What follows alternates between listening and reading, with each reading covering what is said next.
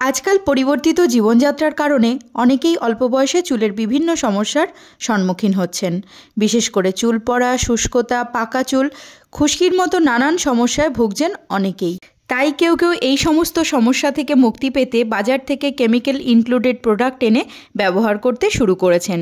তাতে তো সেরকম কাজও হচ্ছে না, উপরন্তু টাকা এবং সময় দুটোই জলের মতো খরচ হচ্ছে। তাই চুলের বিভিন্ন সমস্যার কথা মাথায় রেখে আমি তৈরি করেছি এই অনিয়ন হেয়ার অয়েল। মাত্র দুটো উপকরণ, আর তাতেই তৈরি হবে চুলের জন্য অনবদ্য এই তেল। চলো এবার দেখে নেওয়া যাক কিভাবে তৈরি হবে এই তেল। সবার প্রথমে একটা লোহার কড়াই গ্যাসে বসিয়ে ওর মধ্যে অ্যাড করে নেব নারকেল তেল। কড়াই বেশি গরম করার কোনো প্রয়োজন নেই। আমি এখানে যেটুকু পরিমাণে বানাচ্ছি তাতে আমার মোটামুটি 1 মাস চলে যাবে। আমি চাই তোমরাও পরিমাণে অল্প বানিয়ে একবার নিজের মাথায় অ্যাপ্লাই করে দেখো। আমি ডেফিনেটলি বলতে পারি তারপর সেকেন্ড ব্যাচ তোমরা খুব শীঘ্রই বানিয়ে নেবে। কারণ এই তেলের মধ্যে যে পাওয়ারফুল ইনগ্রেডিয়েন্ট আমি অ্যাড করতে চলেছি তা হলো চুলের জন্য অত্যন্ত উপকারী এই ছাঁচি পেঁয়াজ বা শ্যালটস। চুলের জন্য ছাঁচি পেঁয়াজ বা শ্যালটসের কী উপকারিতা সেটা আগেও তোমাদের সাথে আমি শেয়ার করেছি। লিঙ্ক ডেসক্রিপশন বক্সে দেওয়া থাকলো, চাইলে তোমরা একবার দেখে নিতেই পারো। কত ইজি না? মাত্র দুটো ইনগ্রেডিয়েন্টসেই তৈরি করে নেওয়া যাবে চুলের জন্য অনবদ্য এই হেয়ার অয়েল। পেঁয়াজগুলো আমি ছোট ছোট করে কেটে নিয়েছি। এবার নারকেল তেলে আমি কুচনো পেঁয়াজগুলো ছেড়ে দেব। এখানে কিন্তু তেল আগে থেকে গরম করে নেওয়ার কোনো প্রয়োজন নেই।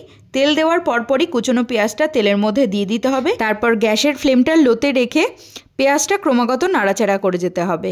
পেঁয়াজের মধ্যে 89% জল রয়েছে, এজন্য এখানে তেলে দেওয়ার পর ফেনা তৈরি হচ্ছে। পেঁয়াজের ময়েশ্চারটা চলে গেলেই ফেনাটাও আস্তে আস্তে কেটে যাবে। পেঁয়াজ ভাজাটা যখন এরকম বাদামি রঙের হয়ে যাবে তখন গ্যাসের ফ্লেমটা বন্ধ করে তেলটা ঠান্ডা হতে দেব। সব থেকে ভালো হয় যদি আগের দিন রাতে তেলটা বানিয়ে নাও, আমিও সেটাই করেছি। এখন এই ঠান্ডা তেলটা আমি ছেঁকে নেব।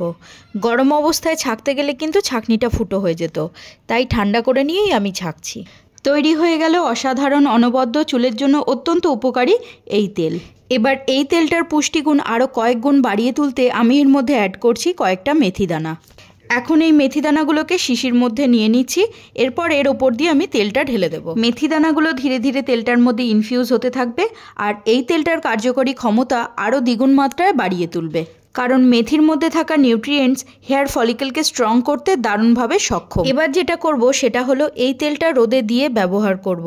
কারণ এখন শীতকাল রয়েছে, তেলটা জমে যাওয়ারও একটা ব্যাপার থাকে, তাই রোদে দিয়ে দিলে তেলটা নষ্টও হয়ে যাবে না, আবার খুব সহজে ব্যবহারও করা যাবে। আর মেথি দানাগুলো খুব সুন্দরভাবে ইনফিউজ হবে তেলটার মধ্যে। এখন আমি একটা ড্রপার নিয়েছি তেলটা পুরো স্ক্যাল্পে অ্যাপ্লাই করার জন্য। তোমরা চাইলে হাত দিয়েও অ্যাপ্লাই করতে পারো, কোনো অসুবিধা নেই। আমার কাছে যেহেতু ড্রপার ছিল তাই আমি এটার সাহায্য নিয়ে অ্যাপ্লাই করছি। এই তেলটা তোমরা সপ্তাহে 3 দিন ওষুধের মতো করে ব্যবহার করো।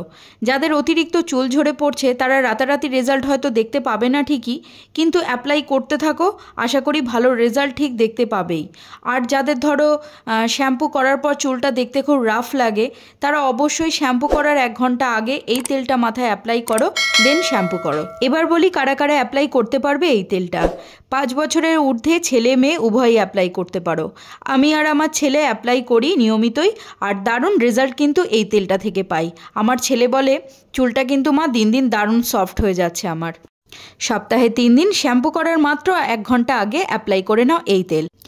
এই ছিল আমার আজকের ভিডিওটা যদি তোমাদের পছন্দ হয়ে থাকে তাহলে অবশ্যই একটা লাইক, শেয়ার, কমেন্ট এবং চ্যানেলটাকে সাবস্ক্রাইব করে আমার পাশে থেকো নিত্য নতুন এই ধরনের আরও ভিডিও দেখার জন্য।